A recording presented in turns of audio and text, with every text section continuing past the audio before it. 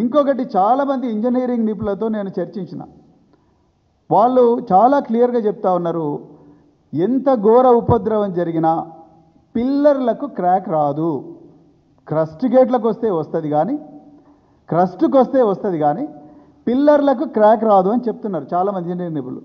ఎక్కడ కూడా national dam safety authority రిపోర్ట్లో ఈ ఎక్స్ప్లోజన్ థియరీ గురించి ఎక్కడ మాట్లాడలేదు.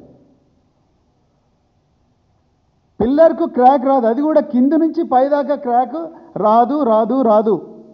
ఒక పిల్లర్కి మీరు చూడండి, ఇంట్లో ఒక బీము తర్వాత కాలం వీటికి ఎక్కడ కూడా క్రాక్స్ రావు. వస్తే గోడలకు అప్పుడప్పుడు టెంపరేచర్ ప్రెషర్ డిఫరెన్సెస్తో వస్తాయి, కానీ పిల్లర్లకు లేకపోతే అంటే కాలమ్స్కు బీమ్స్కు ఎప్పుడు కూడా క్రాక్స్ రావు. 5 సంవత్సరాల వయసున్న కాళేశ్వరంలో ఎంతో గొప్పగా ఈఫిల్ టవర్ కన్నా 7 స్టీల్ వాడి, బుర్జ్ ఖలీఫా కన్నా 7 ఎక్కువగా సిమెంట్ వాడి 24 నెలల్లోనే రికార్డు స్థాయిలో కంప్లీట్ చేసిన ఈ కాళేశ్వరం ప్రాజెక్టులో ఒక్కటే ఒక పిల్లర్ నెంబర్ 20కి కింది నుంచి పైదాకా క్రాక్ వచ్చిందంటే డెఫినెట్గా ఇది పేల్చే కుట్ర ఎవరో చేసిండ్రు.